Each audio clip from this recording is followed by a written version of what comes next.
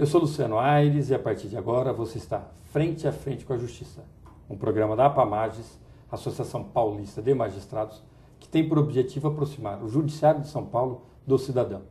E o programa de hoje é um verdadeiro prazer para todos os membros da magistratura de São Paulo, toda a comunidade jurídica de São Paulo e também do Brasil. Afinal, traz dois expoentes da mais alta capacidade técnica e jurídica, Dr. Benedito Silvério, com a obra inenarrável, Tratado da Uso Capião, ou do Uso Capião, que eu vou perguntar isso para o senhor, e Dr. Euclides de Oliveira, que também desembargador, autor de obras monumentais como Inventários e Partilhas, Separação e Divórcio, e outras obras que são referência não apenas para o operador do direito no Brasil, mas também de grandes países da América Latina e também da Europa. Doutores, diante de tanta assumidade, só resta a esse apresentador uma emoção muito forte e uma alegria e um prazer muito grande de tê-los em nosso programa.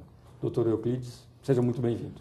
Olá, obrigado pela saudação amiga, fraterna, do querido Luciano Aires.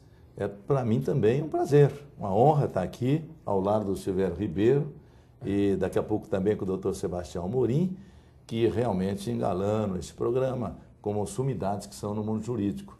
E o Dr. Silvério, você já adiantou, é o autor da obra mais conhecida e aceita e citada que existe no país, que é o famoso Tratado do Uso Capião, do qual ele vai falar daqui a pouco, e eu vou tentar fazer um link, alguma aproximação entre esse Instituto do Uso Capião com a família brasileira, no que é que a família pode ser beneficiada também através do uso capião de imóvel urbano ou rural. Tá certo. Doutor Benedito Silvério, depois de de longas tentativas de trazê-lo no nosso programa, nós conseguimos, enfim, trazê-lo para prestar essa colaboração valorosa. A gente sabe que o convite não foi aceito antes pela imensa carga de trabalho depositada não só sobre os ombros do senhor, como de todos os embargadores de São Paulo.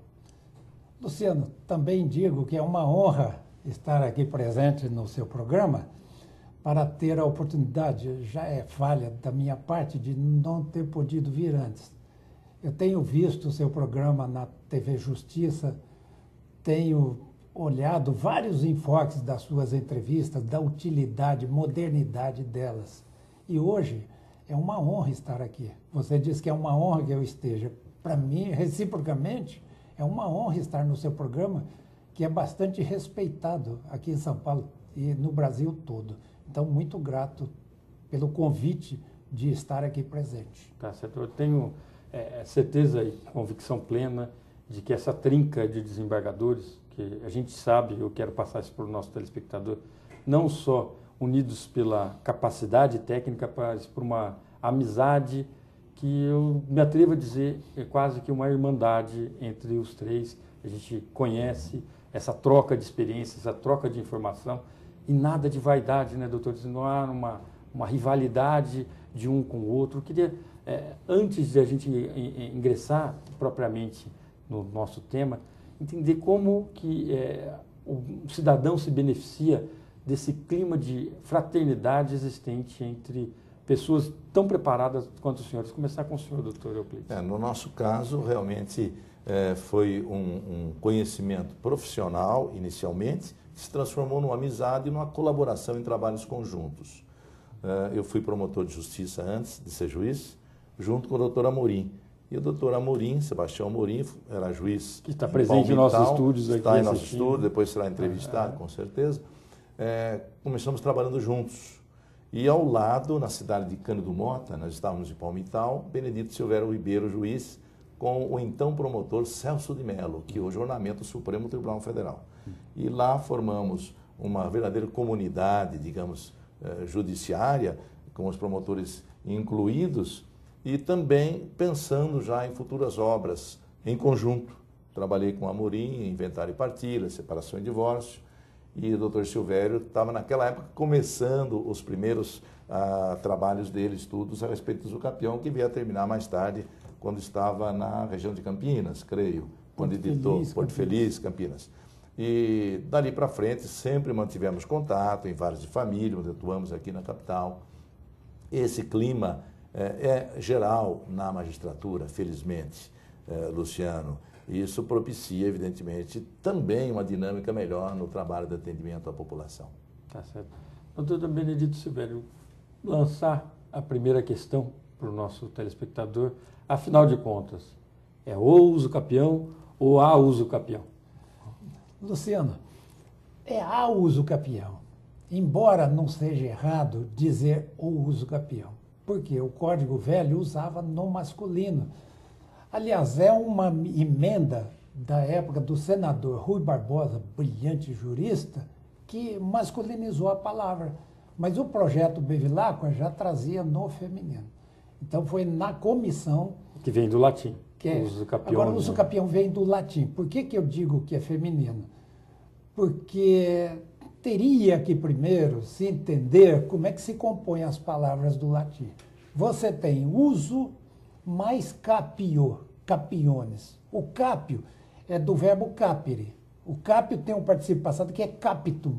Significa pegado, capturado, né? Então seria a tomada da coisa pelo uso. O uso é ablativo, então não é a palavra principal, o uso que seria o masculino, mas sim a capio, quer dizer, a posse, a tomada da coisa através do uso. Esse uso é ablativo. Por isso que o uso capião, para quem usa como técnico, deve ser no feminino. Agora, uma vez, tem um jurista famoso, né, que eu conheci através do Euclides, que é o Zeno Veloso, é um do Pará, estudioso, principalmente da parte de sucessões, testamento, é um conhecedor profundo e pessoa sempre presente a congressos de família, sucessões. É um professor brilhante, é um tabelião de Belém, muito lúcido. Então, daí o Zeno Veloso fez a seguinte pergunta: olha, o uso capião é masculino ou feminino? Eu tentei explicar, não. Para mim é masculino porque tanto tempo se usa no masculino que já deu o uso capião de masculino. Uso capião da palavra. Mas agora, é feminino. Por via das dúvidas, pelo menos na época, o doutor Silvério chamou o livro dele de Tratado de Uso Capião. Então não é nem do nem da, é Tratado de, o que deixou a coisinha aberta. Para suscitar essa dúvida, inclusive, até hoje. Né? Se o doutor Benedito Silvério tivesse pontificado já, Tratado da Uso Capião, já não ia ter dúvida mais, né, doutor? Porque é obra, referência para todo mundo. O novo Código Civil traz no feminino.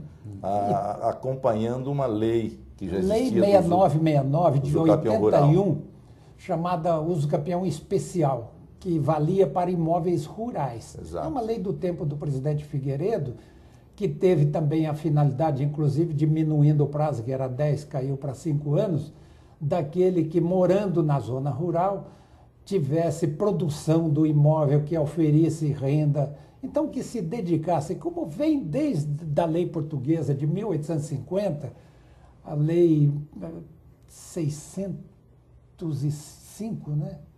601, 1850, que é aquela lei que ligava a pessoa ao local, que obrigava a morar, a ter produtividade, residir com a família. Então, sempre o uso foi do feminino, embora o Código Civil antigo usasse no masculino por emenda de Rui Barbosa. Doutor, é um instituto de 500 anos. A gente assiste aí várias alterações legislativas. O senhor está dizendo aí que o instituto, desde a época do Império, né, vem sendo aplicado no Brasil, Constituição. Ainda hoje ele tem relevância para o universo jurídico?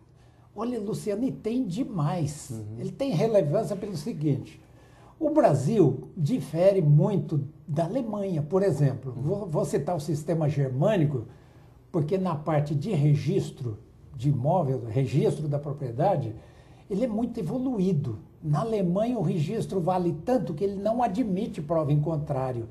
É uma presunção que nós dizemos juris de iure. Ele vale. Qualquer erro no registro, o Estado indeniza. O Estado alemão. No Brasil, não. Os registros vêm com muita falha. Desde as descrições antigas de Sesmarias e tantas outras passagens em que o imóvel, as terras eram dadas